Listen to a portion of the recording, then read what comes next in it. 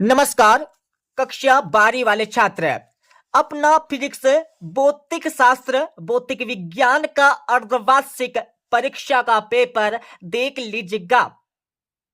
आपको इस पेपर का संपूर्ण उत्तर इसी वीडियो में मिलने वाला है।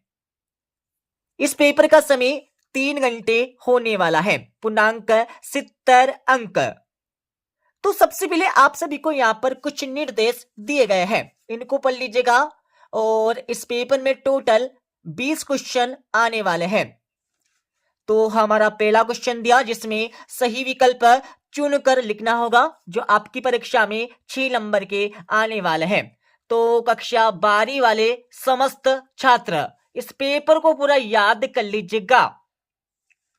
तो हमारा पहला सही विकल्प दिया है, वायु में एकांक धनावेश से निकलने वाला कुल विद्युत फ्लक्स होता है। तो विद्युत फ्लक्स कितना होता है यह आप सभी को बताकर लिखना होगा। तो पहले में सही उत्तर आपको लिखना होगा डी वाला 1/ε0। तो डी वाला आपको करेक्ट आंसर लगाना है पहले का।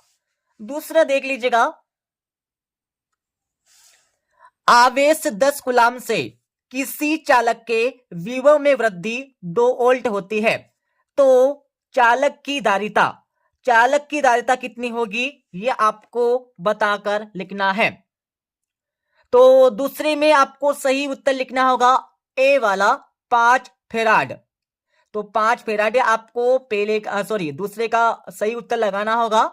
और तीसरा आपका दिया है, किसी तार की प्रतिरोधकता निर्भर करती है। तो भाई साहब किस पर निर्भर करती है ये आप सभी को बताकर लिखना होगा। तो तीसरी में आपको सही उत्तर लिखना है डी वाला पदार्थ पर। तो किसी तार की प्रतिरोधकता पदार्थ पर निर्भर करती है।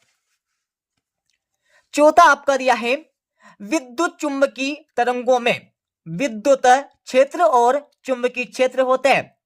तो विद्युत क्षेत्र और चुंबकीय क्षेत्र कैसे होते हैं ये आप सभी को बताकर लिखना होगा। तो चौथे में सही उत्तर आपको लिखना है बी वाला परस्पर लंबवत। बी वाला आपको चौथे का सही उत्तर लिखना है। पांचवा देख लीजिएगा, हीरे की चमक का कारण है। तो भाई साहब हीरे की चमक का कारण क्या है यह आप सभी को बताना होगा। तो पांचवे में आपको सही उत्तर लिखना है सी वाला पूर्ण आंतरिक परावर्तन। तो सी वाला आपको करेक्ट आंसर लगाना होगा पांचवे का। छठा देख लीजिएगा, तरंगे एक स्थान से दूसरे स्थान तक संचरण करती है। तो क्या संचरण करती है यह आप सभी को बताना होगा। तो छठे में सही उत्तर आपको लिखना है बी वाला ऊर्जा। तो तरंगे एक स्थान से दूसरे स्थान तक ऊर्जा संचरण करती है। ओके, तो इस प्रकार से 6 नंबर सही विकल्प के कंप्लीट हो जाएंगे। अब आप सभी दूसरा प्रश्न देख लीजिएगा। इस प्रश्न में आप सभी को रिक्त स्थानों की पूर्ति करके लिखना होगा, जो आपकी परीक्षा में 6 नंबर के आने वाले हैं। तो हमारा पहला दिया है, आवेशित खोखले गोले के अंदर स्थित बिंदु पर विद्युत क्षेत्र होता है। तो भाई साहब विद्युत क्षेत्र कितना होता है यह आप सभी को बताकर लिखना होगा। तो पहले में आपको लिखना होगा 0। ठीक है, पहले में क्या लिखना, आपको 0 लिखना है। तो पहले में आपको लिखना होगा 0 होता है। ओके, और दूसरा आपका दिया है, प्रेरण प्रतिघात का एसआई मात्रक क्या है। तो आप सभी को प्रेरण प्रतिघात का एसआई मात्रक लिखना होगा। तो दूसरे का आंसर भी आप सभी लिख लीजिएगा। दूसरे में आपको लिखना होगा ओम। ओम आपको लिखना है और इसका संकेत होता है इस प्रकार से। ठीक है, तीसरा देख लीजिएगा, एलसी परिपथ में धारा और विभवांतर के मध्य कितना कालांतर होता है यह आप सभी को बताकर लिखना होगा। ठीक है, तो तीसरे में आपको लिखना होगा, तीसरे का आंसर आप सभी लिख लीजिएगा π/2 या फिर 90 डिग्री। ठीक है, कितना कालांतर होता है तो 90 डिग्री यहां पर कालांतर होता है। चौथा आपका दिया है, श्वेत प्रकाश में पतली फिल्म के रंगीन दिखाई देने का कारण किस घटना के कारण होता है ये आपको बताना होगा। तो चौथे में आप सभी को लिखना होगा प्रकाश का व्यतिकरण। तो चौथे का उत्तर आप सभी लिख लीजिएगा, प्रकाश का व्यतिकरण। पांचवा देख लीजिएगा, प्रकाश विद्युत प्रभाव की व्याख्या सर्वप्रथम किसने की थी? तो पांचवी में आप सभी को लिखना होगा आइंस्टीन।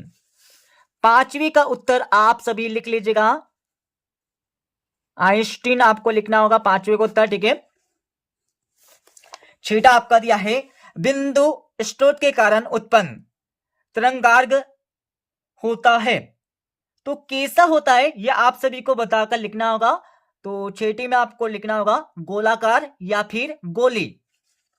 छठे का आंसर लिख लीजिएगा, छठे में आपको लिखना होगा गोली या गोलाकार। ओके, तो इस प्रकार से 6 नंबर आपके रिक्त स्थान के कंप्लीट हो जाएंगे। अब यहां पर इस पेपर का हमारा अगला क्वेश्चन देख लीजिएगा। तो भाई साहब इस क्वेश्चन में क्या करना होगा, इस क्वेश्चन में आप सभी को यहां पर सही जोड़ी का मिलान करके लिखना है। क्या करना है, सही जोड़ी का मिलान करके आपको लिखना होगा जो आपकी परीक्षा में आने वाली 6 नंबर की। तो आप सभी सही जोड़ी का मिलान कर लीजिएगा। सबसे पहले हमारा पहला दिया है चुंबकनशीलता की तीव्रता। तो भाई साहब पहले में आपको मिलाना होगा यहां पर डी से, ठीक है, डी से आपको मिलान करना होगा पहले का। और दूसरा आपका दिया है चुंबकीय फ्लक्स घनत्व, तो दूसरे का आपको मिलान करना है यहां पर ए से, तीसरा आपको लिखना है दूसरे में। तीसरा आपका दिया है ध्रुव प्राबल्य, तो यहां पर तीसरे में आपको लिखना होगा एम्पियर मीटर। यहां पर देख लीजिएगा, तीसरे से आपको मिलान करना होगा बी से। ओके, और चौथा आपका दिया है प्रतिरोधकता, तो चौथे का आपको मिलान करना होगा यहां पर ई से, ओम मीटर, ठीक है। चौथे का आपको ई से यहां पर मिलान करना होगा। पांचवा आपका दिया है चुंबकनशीलता, तो पांचवे को आपको मिलान करना होगा सी से, ठीक है, सी से आपको मिलान करना है पांचवे से। और छठा आपका दिया है स्वप्रेरकत्व, तो छठे का आपको मिलान करना होगा यहां पर एफ से हेनरी। तो मैं इनके आंसर भी लिख देता हूं, तो लिख लीजिएगा, ठीक है। ये हमारा क्वेश्चन नंबर 3 के आंसर आप सभी लिख लीजिएगा। पहले में आपको मिलान करना होगा यहां पर डी से, दूसरे का आपको मिलान करना है यहां पर ए से, तीसरे का आपको मिलान करना होगा यहां पर बी से, और चौथे का आपको मिलान करना होगा यहां पर ई से, और पांचवे का आपको मिलान करना होगा यहां पर सी से, और छठे का आपको मिलान करना है यहां पर एफ से। ओके, तो इस प्रकार से सही जोड़ी का मिलान हो जाएगा। अब आप सभी चौथा प्रश्न देख लीजिएगा। इस प्रश्न में आप सभी को एक वाक्य या एक शब्द में इन प्रश्नों के उत्तर देने होंगे जो आपकी परीक्षा में 5 नंबर के आने वाले हैं। तो हमारा पहला दिया है विभव प्रवणता का एसआई मात्रक आप सभी को लिखना है। तो भाई साहब यहां पर चौथे का पहले का आंसर आप सभी लिख लीजिएगा। तो यहां पर चौथे का पहले में आपको लिखना होगा वोल्ट प्रति मीटर, ठीक है, यह आपको लिखना है यहां पर चौथे के पहले का आंसर। दूसरा आपका दिया है धारावाही कुंडली के केंद्र पर चुंबकीय क्षेत्र का मान लिखिए। तो दूसरे में आपको लिखना होगा, तो दूसरे का आंसर भी आप सभी लिख लीजिएगा, B equal to mu 0 I upon 2R, ये आपको लिखना होगा दूसरे का आंसर। तीसरा देख लीजिएगा लेंज का नियम किस नियम के अनुकूल है। तो तीसरे में आप सभी को लिखना होगा यहां पर ऊर्जा संरक्षण नियम पर, ठीक है, ये आपको लिखना होगा यहां पर तीसरे का आंसर, क्योंकि लेंज का नियम ऊर्जा संरक्षण के नियम के अनुकूल है, ठीक है। चौथा आपका दिया है आइंस्टीन का प्रकाश विद्युत समीकरण आप सभी को लिखना होगा। तो चौथे का आंसर भी आप सभी लिख लीजिएगा। चौथे में आपको लिखना होगा HV equal to 1/2 mv², maximum आपको नीचे लिखना होगा, ठीक है, इस प्रकार से, और प्लस 5, ये आपको लिखना है चौथे का आंसर, ठीक है, देख लीजिएगा अच्छे से, ये आपको लिखना होगा चौथे का आंसर। और पांचवा आपका दिया है जिसमें गोली दर्पण का सूत्र आप सभी को लिखना है पांचवे में, तो गोली दर्पण का सूत्र आप सभी लिख लीजिएगा। पांचवे को उत्तर आपको लिखना होगा 1/f equal to 1/v plus 1/u, ठीक है, ये आपको लिखना होगा गोली दर्पण का सूत्र। क्या हो जाएगा आपका? गोली दर्पण का सूत्र, गोली दर्पण का सूत्र, ठीक है। अब आप सभी पांचवा प्रश्न देख लीजिएगा जिसमें निम्नलिखित कथनों के लिए सत्य या असत्य बताना होगा, जो आपकी परीक्षा में आने वाले 5 नंबर के। तो देख लीजिएगा, पहला आपका दिया है अल्प दूरी पर स्थित दो समान एवं विजातीय आवेशों के निकाय को विद्युत विभव विध्रुव कहते हैं। तो बिल्कुल यहां पर कहते, तो पहला आपका बिल्कुल सत्य हो जाएगा, ठीक है। दूसरा आपका दिया है समविभव पृष्ठ और विद्युत क्षेत्र रेखाओं के बीच का कोण 90 डिग्री होता है, तो भाई साहब बिल्कुल होता है, सत्य हो जाएगा। तीसरा आपका दिया है जल में वायु का बुलबुला अवतल लेंस की भांति व्यवहार करता है, तो बिल्कुल करता है, सत्य हो जाएगा। चौथा आपका दिया है विरल माध्यम से सघन माध्यम में जाने पर प्रकाश की चाल व तरंग दैर्घ्य घटती है, तो बिल्कुल घटती है, बिल्कुल यहां पर सत्य हो जाएगा। और पांचवा आपका दिया जिसमें प्लांक नियंत्रण का मान ये होता है, तो बिल्कुल होता है, सत्य हो जाएगा, ठीक है। तो यहां पर सभी आपके सत्य हो जाएंगे, पढ़ लीजिएगा। अब आप सभी 2-2, 3-3 एवं 4-4 नंबर के प्रश्न देख लीजिएगा और सभी के उत्तर आपको बता देंगे इस वीडियो के लास्ट में। उससे पहले आप सभी प्रश्नों को समझिए, ठीक है। तो चेटा आपका दिया आवेशों के अध्यारोपण का सिद्धांत आप सभी को लिखना है परीक्षा में। अथवा आपका दिया जिसमें किसी चालक की विद्युत धारिता से आप क्या समझते हैं, इसका मात्रक भी आपको लिखना होगा। और सातवां प्रश्न देख लीजिएगा जिसमें आंतरिक प्रतिरोध आप सभी को ज्ञात करके लिखना होगा। और अतवी वाले प्रश्न में आप सभी को सेल के विद्युत वाहक बल को परिभाषित कीजिए और इसका मात्रक एवं विमित सूत्र भी आपको लिखना है। आठवां प्रश्न देख लीजिएगा चुंबकीय क्षेत्र रेखाओं के कोई 2 गुण आपको लिखना होगा। और अतवी वाले प्रश्न में आप सभी को बायो-सेवर्ट का नियम लिखना है। 9वां प्रश्न देख लीजिएगा जिसमें प्रत्यावर्ती धारा और दिष्ट धारा में 2 अंतर बताने होंगे। और अतवी वाले प्रश्न में आप सभी को विद्युत चुंबकीय प्रेरण संबंधी लेंज का नियम किस प्रकार से ऊर्जा संरक्षण नियम के अनुरूप है, यह आपको समझाना होगा। और 10वां प्रश्न आपका दिया जिसमें विस्थापन धारा किसे कहते हैं, इसकी परिभाषा आपको देना होगा। और अतवी वाले प्रश्न में आप सभी को साबुन का बुलबुला रंगीन दिखाई देता है क्यों, तो आप सभी ने देखा होगा और साबुन भी लगाया होगा, उसका जो बुलबुला है वो रंगीन किस कारण से दिखाई देता है, यह आपको बताकर लिखना है। अब यहां पर 11वां प्रश्न देख लीजिएगा एक अवतल दर्पण की वक्रता त्रिज्या 16 सेंटीमीटर है, इसकी फोकस दूरी आप सभी को ज्ञात करके लिखना होगा, ओके।